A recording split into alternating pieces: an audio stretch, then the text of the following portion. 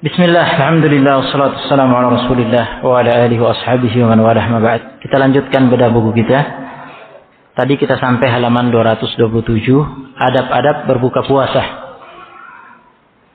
Di sini ada sebuah hadis sabda Rasulullah SAW yang disebutkan As-Sa'di rahimahullah dalam Manhajus Salikin. Idza aftara ahadukum falyuftir ala tamrin fa in lam yajid falyuftir ala ma'in fa innahu tahur. Jika salah seorang di antara kalian berbuka puasa, hendaknya ia berbuka dengan kurma kering. Jika ia tidak mendapat kurma kering, hendaknya dia berbuka dengan minum air. Naam, karena air itu suci lagi menyucikan. Hadis ini diriwayatkan oleh lima imam hadis, Ahmad, Abu Dawud, Tirmidzi, Nasai dan Ibnu Majah, dari Salman bin Amir Ad-Dabbi. Hadis ini pada awalnya Syekh Al-Albani menghukuminya sebagai hadis, menilainya hadis yang sahih. Lalu beliau meralatnya rujuk dan mengatakan sebagai hadis yang dhaif dalam kitab Irwa Al-Ghalil, dhaif At-Tirmidzi, dhaif Ibnu Majah. Nah, jadi kesimpulannya hadis ini dhaif. Nah, illat cacat hadis ini adalah rawi atau periwayat wanita dalam sanadnya bernama Ar-Rabbab bint Sulay. Dia majhulah, tidak dikenal. Jelas. Yang benar. Nah, di sini sudah halaman 228 sekarang. Riwayat yang benar dari Rasulullah SAW dalam masalah ini adalah hanyalah amalan beliau. Kalau sabda Nabi SAW tadi hadisnya dhaif. Tapi ada amalan Rasulullah SAW, yaitu hadis Anas bin Malik, riwayat Ahmad, Abu Dawud, At-Tirmidzi dan yang lainnya. Kana Rasulullah sallallahu alaihi wasallam yuftiru ala rutabatin qabla an yusalliyah, fa in lam takun rutabatun fa ala tamaratin, fa in lam takun hasawatin min ma. Rasulullah SAW biasa berbuka puasa dengan makan beberapa buah kurma segar sebelum menunaikan salat maghrib. Jika tidak ada kurma segar, beliau berbuka dengan memakan beberapa buah kurma kering. Jika tidak ada kurma kering, beliau berbuka dengan meneguk beberapa teguk air. Ya, hadis ini dinilai berderajat hasan oleh Al-Albani dan oleh Muqbil Al-Wadi'.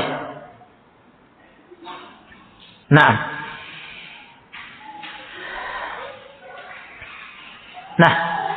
berdasarkan hadis ini, yang ada hanyalah amalan Nabi SAW, puncaknya amalan Rasulullah SAW hanya menunjukkan sunnah. Jadi berbuka dengan kurma segar, kalau tidak ada kurma segar, kurma kering, kalau tidak ada kurma kering, dengan air, ini tidak wajib. Hanya sunnah, afdal. Nah, berdasarkan amalan Rasulullah SAW. Adapun hadis yang memerintahkan tadi, ya hadisnya dhaif, sudah kita dengar, lemah, tidak bisa dijadikan hujjah. Andaikan pun hadis itu sabit, ada perintah, maka hanya menunjukkan perintah itu hanya istihbab, sunnah saja. Nah, dan di sini Ibnu Hajar, di sini halaman 229 kami nukil keterangan Ibnu Hajar mengingatkan bahwa Ibnu Hazm, lagi-lagi Ibnu Hazm rahimahullah dengan keluasan ilmunya imam, tetapi ada beberapa pendapat yang ganjil, termasuk dalam masalah ini kata Ibnu Hajar, Ibnu Hazm memiliki pendapat yang ganjil, yang aneh, syadz, ketika mengatakan wajib hukumnya berbuka puasa dengan kurma. Jika tidak ada kurma, wajib berbuka puasa dengan minum air. Nah, ini tidak benar. Ya, yang benar itu hanya sunnah. Kalau seseorang berbuka tidak dengan kurma, tidak dengan air, langsung makan, misalkan, tidak masalah. Tetapi meninggalkan yang afdal. Nah, perhatikan hadis tadi. Nabi SAW berbuka dengan beberapa buah kurma segar, rutab. Kurma segar itu kurma yang masih basah, yang segar itu. Kalau kita di sini mungkin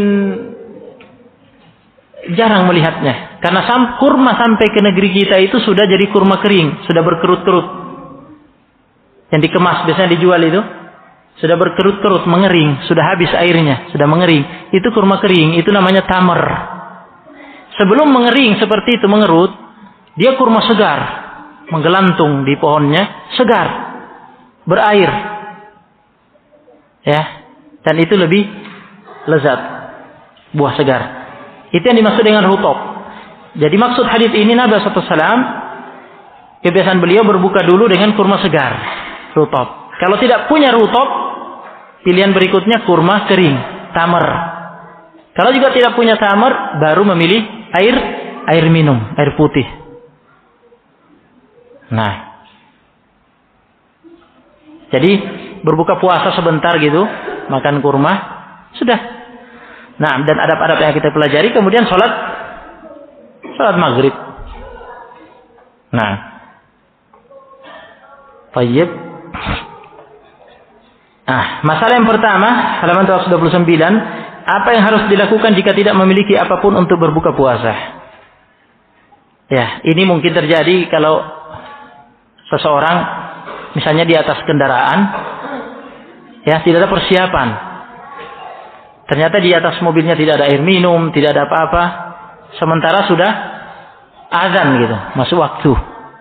Nah, terkadang terjadi, Anda pernah mengalami itu, di luar dugaan. Nah, cari, tidak ada air, subhanallah. Nah, padahal sudah azan waktu berbuka, apa yang dilakukan? Syekh Ibnu Utsaimin mengatakan cukup baginya meniatkan berbuka puasa dalam kalbunya. Jadi niatkan dalam kalbu untuk berbuka puasa. Karena sudah tiba waktu berbuka. Itu yang bisa dilakukan. Jika setelah itu ia mendapat makanan atau minuman, hendaknya ia menyantapnya. Adapun pendapat sebagian orang awam yang mengatakan, jika engkau tidak memiliki apapun untuk berbuka puasa, gigitlah jarimu dan hisaplah. Atau engkau meludah ke pakaianmu lalu hisap ludah itu.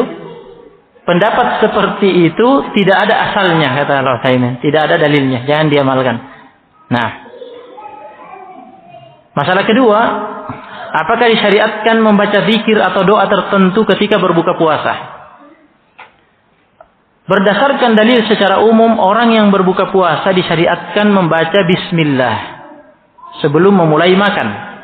Itu dalil umum ya. Atau sebelum memulai minum. Serta disyariatkan membaca alhamdulillah seusai makan atau minum. Ini dalil umum menunjukkan ini. Nah, ini juga berlaku ketika berbuka puasa dan selesai berbuka puasa.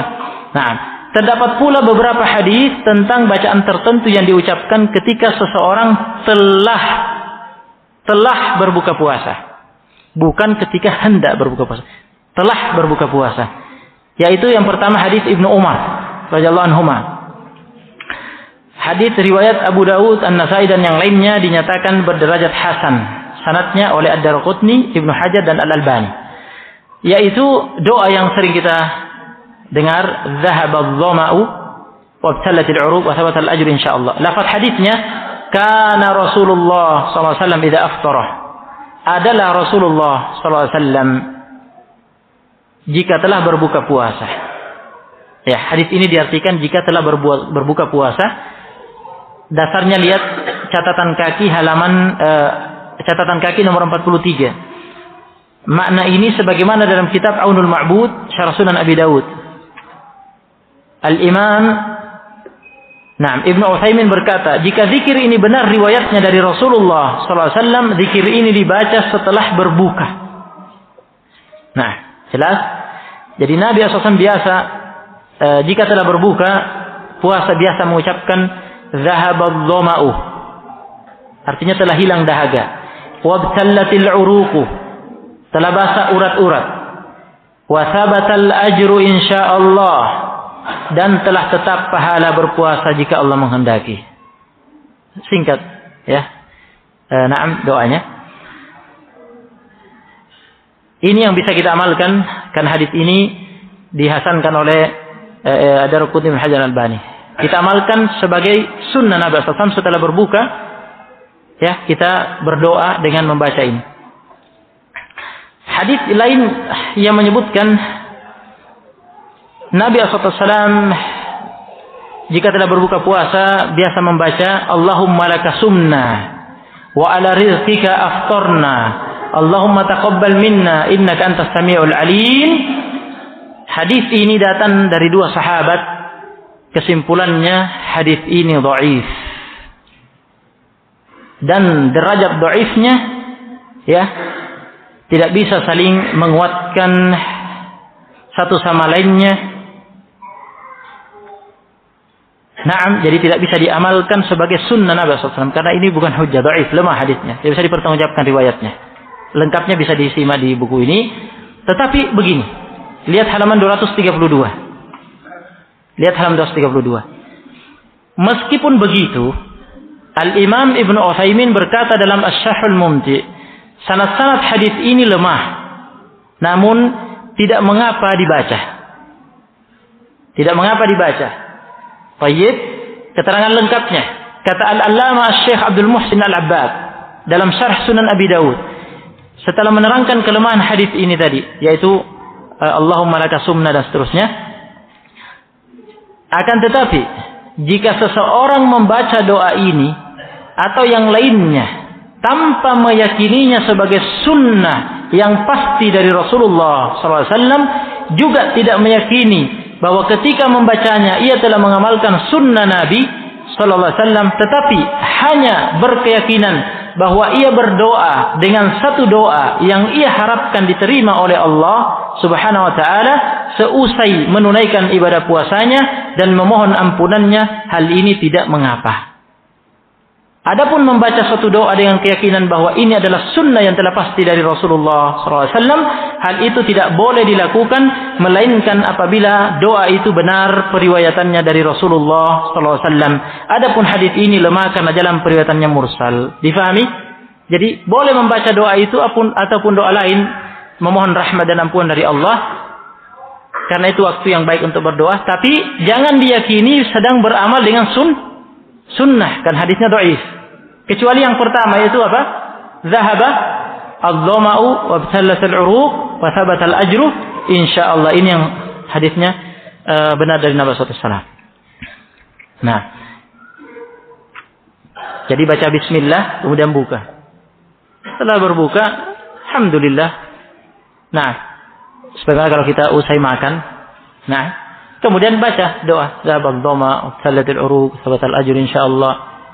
Ini yang diyakini sunnah dari Nabi. Kemudian ingin menambah dengan doa ini atau yang lainnya, mohon rahmat kepada Allah, tapi tidak meyakini sebagai sunnah yang pasti dari Rasulullah SAW, tidak mengapa. Nah, masalah ketiga, disunnahkan memberi makanan dan minuman kepada orang yang berpuasa untuk berbuka puasa. Landasannya adalah hadis Zaid bin Khalid Al-Juhani, riwayat At-Tirmidzi, Ibnu Majah dan yang lainnya. Nyatakan sahih oleh At-Tirmidzi. Syekh Al-Albani juga menyatakannya berderajat sahih. Man fattara sha'iman kana lahu mithlu ajrihi ghairu annahu la yanqusu min ajri shaimi syai'a.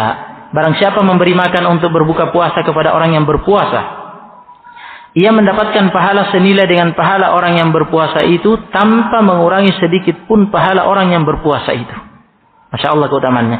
Prakteknya bagaimana? Di sini kami nukil keterangan Ibnu Taimiyah. Ibnu Taimiyah berkata, yang dimaksud dengan hadis ini adalah membuat kenyang orang yang berpuasa itu. Kalau mau mendapatkan keutamaan hadis ini, memberi makan untuk berbuka puasa, maksudnya beri dia makan berbuka puasa sampai kenyang. Sampai kenyang. Itu kata Ibnu Taimiyah. Jadi jangan setengah-setengah. Nah, jangan setengah-setengah, misalnya cuma es buah gitu. Ada air minum. Nah, jadi yang membuat kenyang. Nah, untuk mengharapkan keutamaan di hadis ini.